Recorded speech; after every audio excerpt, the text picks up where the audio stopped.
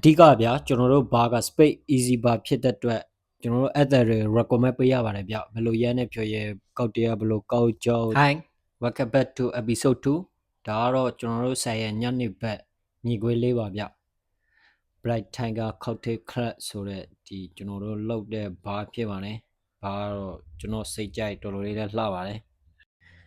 အလောက်ကတော့ဗျဒီ6နိုင်နောက်ပိုင်း9နိုင် watch လောက်ဆိုရင်စပြီးတော့ရှုပ်ပါပြီအဲ့ခြေဆိုရင်အဲ့ဒါတော်တော်ကြားတဲ့ခြေပေါ့ဗျမကောက်တေးတွေကတော့မြင်တဲ့တိုက်ပါပဲတစ်ခွက်ပြီးတစ်ခွက်အားတဲ့ခြေတော့မရှိပါဘူးဆက်တိုက်ကျွန်တော်တို့ဖြော်ရပါတယ်ဗျကောက်တေးဖြော်တဲ့ခြေမှာလည်းကျွန်တော်တို့မြန်နဲ့မှန်ဆိုတဲ့ဒီ method နည်းစနစ်နဲ့ကျွန်တော်တို့သွားပါတယ်မြန်လဲမြန်ရမယ်ဗျမှန်လဲမှန်ရမယ်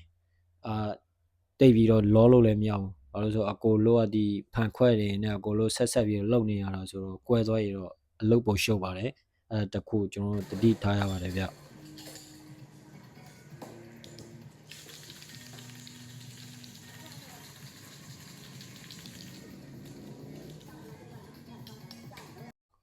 အဓိကဗျာကျွန်တော်တို့ဘာက space easy bar ဖြစ်တဲ့အတွက်ကျွန်တော်တို့ ether တွေ recommend ပေးရပါတယ်ဗျဘယ်လိုရဲနဲ့ဖြေရဲကောက်တရားဘယ်လိုကောက်ကြောကျွန်တော်တို့တေချာလေး recommend ပေးဖို့လိုပါတယ်အဲ့မှာ hibiki နဲ့ဖြေရလို့ကျွန်တော်တော်တော်လေးပျော်နေပါတယ်ဗျဒီမှာနောက်ဆုံးကျွန်တော်တို့လက်ဆက်တက်တဲ့ခြေဆိုရင်တော့ coffee set စပြီးတော့ပိတ်ရပါတယ်ပထမဆိုတော့ coffee set ပိတ်ပြီးတော့အဲ့နောက်တော့တက်ရှိရေးစပြီးတော့လုပ်ရပါတယ်ဗျနောက်တစ်ခုအနေနဲ့ကတော့ကျွန်တော် bus step out ကိုအကိုလို့တက်ရှိပြန်လုပ်ပါတယ်ပြတော့မှဆိုတော့ဒုတိယချက်အနေနဲ့ကိုလို့သေးတဲ့ဟာကိုသေးအကိုလို့ဒီတက်ရှိလုပ်သေးတဲ့ဟာလို့အကိုလို့တေချာလေးပြန်လုပ်ခဲ့ရပါတယ်ဗျ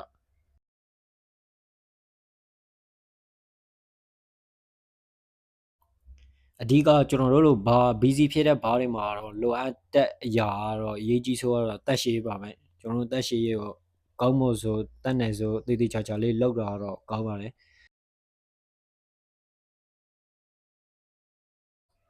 အဲ့မှာတယောက်တည်းကတော့အလုပ်တွေရှုပ်တွေလုပ်နေရပါတယ်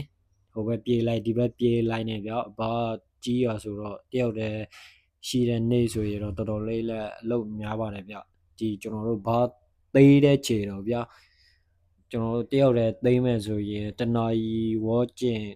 ညာမယ်ဆိုရင်တော့တနာရီဝေါ်ကျင်လောက်ကျွန်တော်တို့သိရပါတယ်အကိုလို့တက်ရှိလို့အကိုလို့ဒီစားရဘာမှမကြောက်ကျွန်တော်တို့ပြန်ပြီးတော့ဆက်ပြန်တဲ့စိတ်သေးတဲ့ဟာဆေအကိုလို့တေချာလေးလောက်ခဲ့ရပါတယ်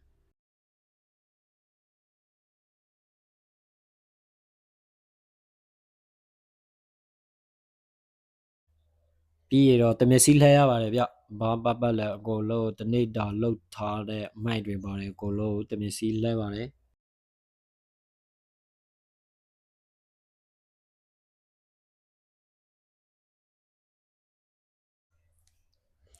နောက်တစ်ခုအနေနဲ့ကတော့ကျွန်တော်တို့အမိုက်ပြေးရပါတယ်ဗျတနေ့တာသုံးထားတဲ့အမိုက်တွေကိုတေချာလေးပြေးဖို့လိုပါတယ်သူများနိုင်ငံမှာလာလောက်တာဖြစ်တတ်တယ်ဗျဘာမှမလုပ်ဘူးဆိုတာမရှိရဘူးဗျအကိုလို့ခြေကအဆောက်အောက်ခြေအဆောက်ပြီးတော့အကိုလို့လောက်ရပါတယ်ဗျဒါကတော့ဗတ်တာတယောက်ရဲ့အလုပ်တွေဖြစ်ပါတယ်ဗတ်တာဆိုတာဗျဒီသူများတွေအမြင်လို့ကောက်တေးတစ်ခုတည်းပဲဖြောရတာမဟုတ်ပါဘူးအောက်ခြေအဆောက်ပြီးတော့အစုပ်တီအကိုလို့စရတေချာလေးပြန်လောက်ရပါတယ်ဗျအဲ့ဒါကိုအခုတမ်းမဲ့လူငယ်တွေတည်စီချေလို့ကျွန်တော်ဒီဗီဒီယိုလေးလောက်တာဖြစ်ပါတယ်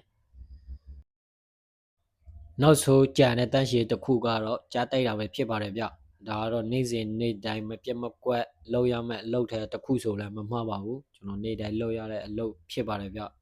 ကျွန်တော်ဘာကိုကျွန်တော်အိမ်လို့သဘောထားတဲ့အတွက်တန်းရှည်ရေးကိုကျွန်တော်တေချာလေးယူဆိုင်ပါတယ်ကြံတင်ချာလေးတိုက်ပါနဲ့โอเคဒီမှာပြန်တော့မယ်ဆိုတော့ကြံတဲ့ရေခဲတွေအကိုလို့ဘေးစီတဲ့ကိုချပြစ်ပါတယ်ဗျကိုလို့ပြစ်ပါတယ်ပြီးတော့မီးပိတ်မယ်ရေကတက်တောင်မီးရကိုလို့ပိတ်ပါတယ်ချီးတဲ့ဘာမီးတွေရောကိုလို့ပိတ်ပါတယ်ဗျပြီးတော့ပြန်တော့မယ်ပေါ့ပျော်နဲ့အလုပ်ပြန်ချီဆိုရင်လည်းပျော်ပါတယ်အလုပ်လာတဲ့ချီဆိုရင်လည်းပျော်ပါတယ်ကျွန်တော်ကတော့ဘာလို့ဆိုကိုလုတ်တဲ့လောကဝါသနာနဲ့ထပ်တူကြတာဆိုတော့လေအလုပ်ပင်ပန်းတာတော့ကျွန်တော်တို့ဘာမှမဖြစ်ပါဘူးဒီစိတ်နဲ့ပဲကျွန်တော်လုတ်တာဖြစ်တယ်โอเคပြန်ပါတော့မယ်ဗျလက်မနှိပ်ပါပြီကျေးဇူးပါโอเคခန့်ပြပါတော့မယ်ဗျဒါကတော့ ထိုင်းနိုင်ငံမှာဘာတက်တာ position နဲ့အလုပ်လုပ်နေတဲ့ကျွန်တော်ရဲ့တနေ့တာအလုပ်ပဲဖြစ်ပါတယ်ဗျမသိသေးတဲ့လူငယ်တွေကိုမျက်မြင်သိစေချင်လို့ကျွန်တော်ဒီဗီဒီယိုလေးနဲ့သေချာလေးလုပ်ပေးလိုက်တာဖြစ်ပါတယ်အခန်းပြန်တော့မယ်ဆိုတော့အခန်းမှာစောင့်နေတဲ့မိသားစုလည်းမရှိဘူးပေါ့ဒါကတော့ဒီနိုင်ငံခြားရောက်နေတဲ့လူငယ်တွေခံစားရတဲ့ feeling တဲ့တခုဆိုတာမမှားဘူးပေါ့ဗျာ Okay bye bye see you နောက်ထပ်လည်းဒီလိုမျိုးဗီဒီယိုတွေကျွန်တော်သေချာလေးလုပ်ပေးသွားဖို့ရှိပါတယ်အဲ့ဒါကြောင့်ကျွန်တော် Facebook page နဲ့ YouTube channel ကို like and subscribe လုပ်သွားပေးဖို့ကျွန်တော်ဒီကနေတောက်ဆိုပါတယ်ဗျကိုရီဖြစ်ပါတယ် see you next time